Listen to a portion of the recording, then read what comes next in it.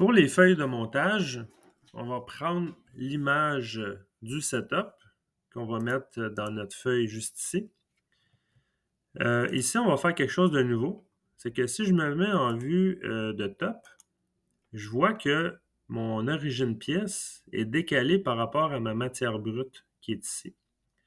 On va ajouter une information supplémentaire là, pour le setup, à savoir c'est quoi cette distance-là en X et en Y qu'on va devoir se décaler sur la machine. Je vais juste faire les petites vagues ici pour enlever mes parcours. Et si on se souvient, dans le stock setup, la matière que j'ai mis brute, c'est 3 pouces par 5 pouces et demi. Et on avait ajouté 500 millièmes en Y et 500 millièmes en X, ce qui fait que d'un côté, j'ai 250 millièmes et de l'autre côté, 250, ce qui fait 500 millièmes plus grand au total. Ce qui fait que je vais ajouter 2 cotes à mon dessin pour représenter c'est quoi la valeur du décalement que je vais faire. Parce que ici, si on est avec le Edge Finder sur le coin ici et ici, bien, il va falloir savoir la distance qu'il faut que je me décale pour établir mon origine pièce. Ce que je vais faire en premier, c'est que je n'ai pas de point de repère au coin de ma matière brute. Je vais aller dans Wireframe. Je vais dessiner un point de position. Je vais cliquer une fois dessus et il va me demander de créer mon point de position. Et ce que je vais faire, je vais aller dans la barre ici d'options et je vais faire Autocurseur Fast Point, X, Y, Z. Je clique une fois. Je suis toujours dans l'option du point, mais je vais lui déterminer des coordonnées en X, Y et Z.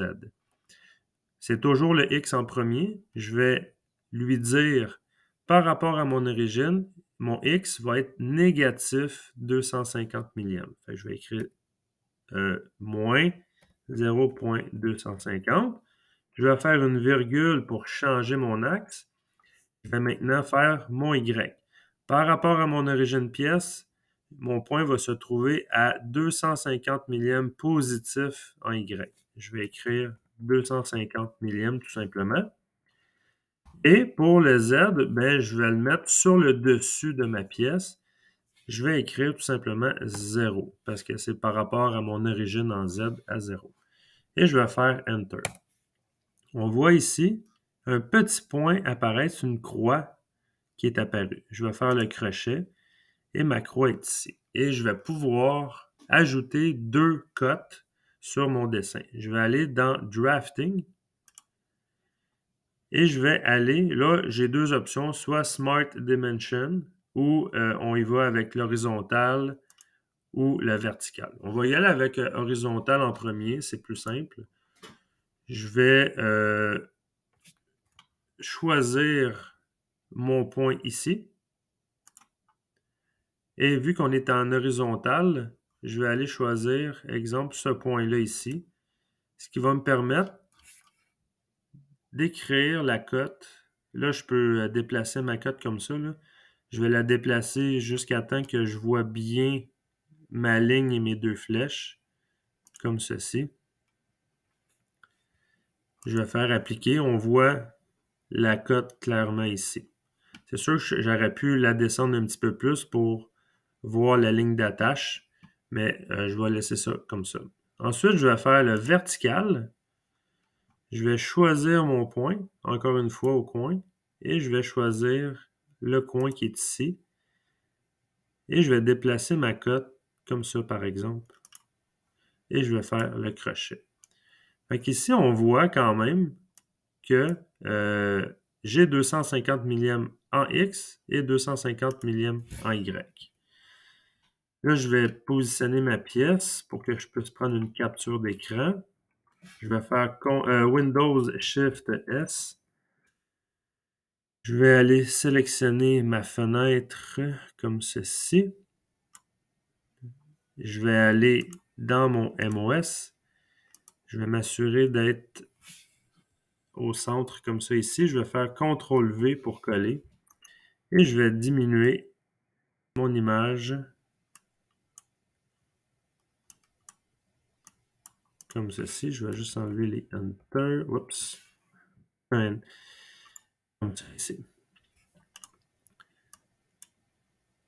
Là, j'ai mon image. Au moins, si on a à faire un setup, on sait qu'on a besoin de décaler de 250 millièmes. Le numéro du programme, on avait dit que c'était 6001. Le matériel, on va prendre par exemple que c'est de l'aluminium. La matière brute, vous pouvez aller le voir dans le stock setup. C'était 1 pouce d'épais par 3 pouces de large par 5 pouces et demi de long. C'est ce qu'on va écrire. 1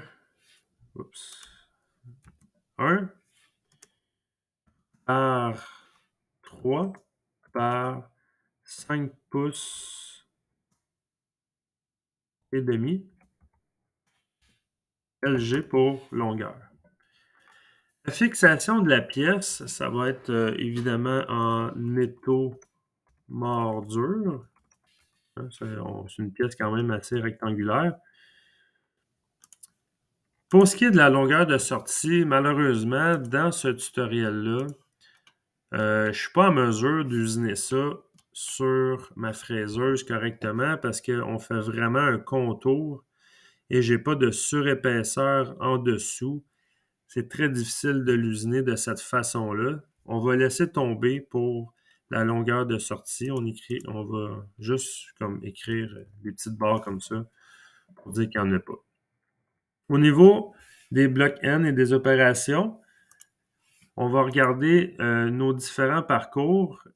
Les blocs N vont se former par rapport aux différents outils qu'on utilise, comme par exemple la première opération et la deuxième opération.